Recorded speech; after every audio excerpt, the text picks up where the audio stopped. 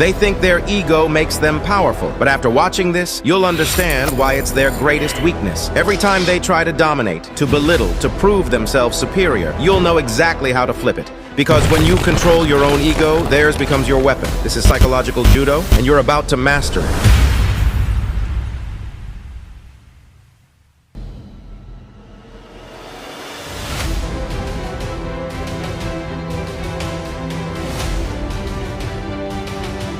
Let me expose a secret most people never figure out. Ego doesn't care about truth. It feeds on illusion. And that illusion? It's simple. I'm better than you. You walk into a room and someone instantly sizes you up. Not based on what you've done, but on what makes them feel taller in comparison. They tilt their chin upward. Their smile is just a bit too patient. Their words feel supportive, but hollow. You'll get there. That's a cute idea. I used to think that way too. These aren't compliments. They're signals. Signals that say, I'm above you. Stay where you are. And if you're not paying attention, you'll fall for it. You'll start proving, explaining, reacting, and that's how they trap you. See, the ego doesn't attack you directly. It lures you. It uses condescension disguised as curiosity, mockery disguised as mentorship, control disguised as advice. They don't say you're beneath me. They make you feel it with their smirk, with their slow nod, with the way they correct you mid-sentence, like a teacher addressing a child. And if you have any need to prove yourself, you're already in the trap, because now you're not responding with strategy. You're reacting with emotion. You're trying to climb up to their level, which means you've accepted you were below them in the first place. That's how ego games work. They don't force submission, they provoke it, then let you play your role. Understand this. The person who talks the most is usually the one who's performing. The one who watches, that's the strategist. And when someone thinks they're smarter, stronger, better, they want you to start performing. They want you to talk more, over-explain, show your emotional investment, show them how much you care about their approval. Because once you're dancing for validation, you're no longer a threat. You've become predictable, manageable, easy. That's why smart people lose to arrogant ones in social dynamics. They get emotionally entangled in needing to be seen. But you're about to stop all of that.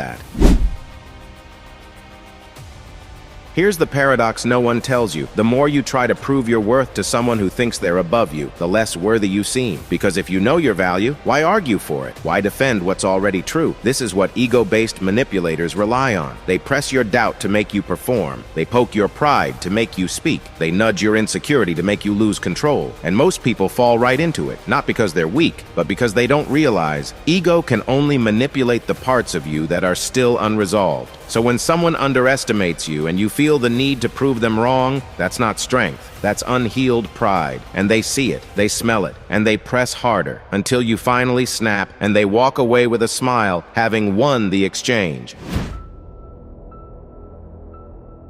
Here's what you didn't realize. People who think they're better than you, they're not evaluating your intelligence. They're testing your ego. They're watching for emotional reactions, tension in your voice, changes in your posture, any signal that they've gotten under your skin, because that's the currency of their power. Control through subtle disruption. And the second they sense your ego flinching, they go in deeper. You feel smaller. They feel bigger. And the game continues until you decide to stop playing. Here's the hack. You don't fight ego with more ego. You don't beat arrogance by being louder. You beat it by being still, by letting them play their role while you study the scene. Instead of arguing, observe. Instead of proving, plan. Instead of reacting, disarm. Because when you stop needing to prove anything, you become something rare. A man who is unbothered, unreadable, and unprovocable. And people don't know what to do with that, because it flips the entire power dynamic without saying a word. Let them think they're smarter. Let them feel like they're ahead. Let them speak while you listen and build leverage. Because when they think you're beneath them, they lower their guard, they stop watching their back, they forget to stay sharp, and that's exactly when the quiet mind wins. The most underestimated tactic in psychological warfare isn't confrontation, it's submission on purpose. Let me repeat that. The most dangerous move in the presence of ego is to let them win the first round. Not because you lost, but because you know something they don't. The person who thinks they've already won stops being careful. Their ego creates blindness. They start over-talking. They share too much. They reveal their motives, and they stop seeing you as a threat. That's your opening. In every ego-driven interaction, there are two people, the one performing, the one watching. If you're the one reacting, correcting, or proving, you've entered the spotlight. You've entered their game. But if you stay quiet, if you remain calm, curious, even less experienced, they perform for you. They think they're leading the scene, but really, they're dancing in your theater because you're not reacting. You're observing. You're reading their timing, their tone, their need for dominance. You're collecting intelligence while they expose themselves. This is the essence of the hack. Let their ego perform. Feed it, smile, encourage it, and use it to map their blind spots. You don't beat arrogance with louder confidence. You beat it with strategic invisibility. Try this in real life. When someone makes a passive-aggressive jab, don't bite. Smile, nod, let it land. Say something like, "I'm still figuring it out. I respect your experience. That's a good point. I'll think about it." They hear submission. But what you're really giving them is permission to expose more of themselves, because the ego loves attention, and it doesn't know how to stay quiet. While they talk more, you speak less. And while they feel superior, you start collecting their insecurities, their core need for approval, their emotional pressure points, their overcompensating behaviors. You become the mirror that never reflects back, and that's what makes them vulnerable. Here's what happens in their brain. They assume they're dominant. Dominance reduces social caution. Reduced caution leads to over-disclosure. Over-disclosure gives you patterns, weaknesses, leverage. Meanwhile, your brain is cool, composed, strategic. You're in cold cognition mode while they're in emotional inflation. That's the imbalance that flips the entire dynamic. You've come this far. Good. That means you're ready to break free from the invisible chains that hold you back. The whisper's secret isn't comfort. It's the blueprint to ruthless intelligence. 15+ chapters of psychological immunity, neuroessentialism, perception engineering, plus exclusive exercises and lifetime updates. Read now. Begin the transformation. Build the mind no one can predict, no one can break, no one can ignore. Link in the comment section. Check the pinned comment. You don't have to steer the conversation directly. You just have to give them room to show off, and then pivot it at the right moment. Examples: when they name drop, ask, "How did that happen? Did they trust you from the beginning?" Let them dig deeper into their pride. Let them get emotionally attached to their own version of the story, because now you own the frame. You haven't dominated them. You've allowed them to dominate themselves, and now they're trapped in it. Your job isn't to look smart. It's to be underestimated long enough to win. Because the moment you correct them too early, they put their defenses up, they start watching you, they start adjusting. But when they don't see you as a threat, they don't block, they don't hide, they don't suspect anything, that's when your influence slips through undetected. A single sentence, a well-timed pause, a recalibration of the room when you finally speak with clarity. That's all it takes to reset the entire social balance. And everyone in the room will feel it, because it came from silence, not force. This is the hardest part for most men. Can you tolerate being underestimated so you can win strategically later? Can you sit quietly while they flex? While they make assumptions about you? While they tell the story as if you don't matter? If you can, you're not losing. You're just trading short-term pride for long-term position. That's how the strategist thinks. Because the ego wants applause now. The mastermind wants checkmate later.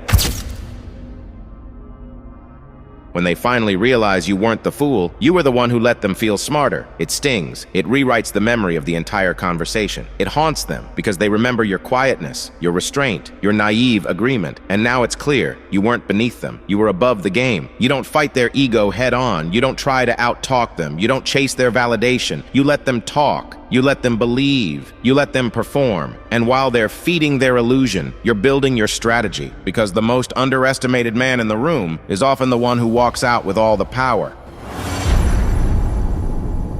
At some point, the people who think they're better than you will realize something unsettling. You don't flinch, you don't argue, you don't explain. And that silence, it's not weakness, it's calculated distance. You've stopped playing the ego game, and now you're untouchable, because the man who no longer needs to prove himself can't be pulled into someone else's story. This is when they begin to panic, not because you threatened them, but because you didn't. You didn't fight for their validation. You didn't try to rise to their level. You just stood still, quiet, grounded, unreadable.